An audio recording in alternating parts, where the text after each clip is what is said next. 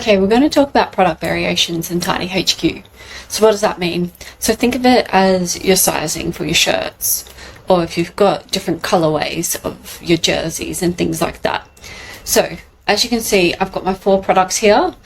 My tote bag is probably just going to be one size all, so I probably don't need product variations unless I'm getting different colors. Maybe I've got a black one, maybe I've got the cream one.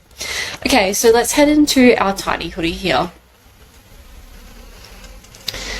And what we're going to do is we're going to head in, and let's just say I'm actually going to show that we only have a certain number of stock now, so I'm going to say we have 50.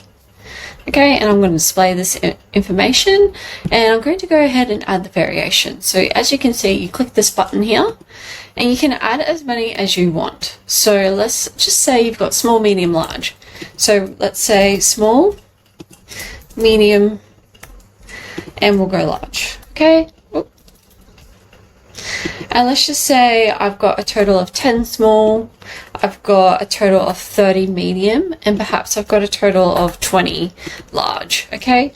Oh, it'd be good if I could count. So 10, so that's 50 there, so we've got 10, 10, 30. Okay, cool. So that's adding in variations, okay? And then all we need to do is click save.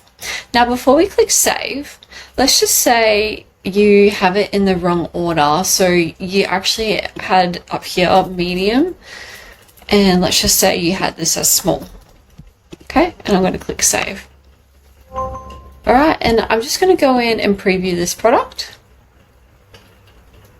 Okay.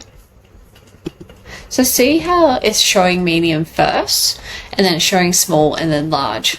So whatever size you want to show first, you would put at the top of that product variation list.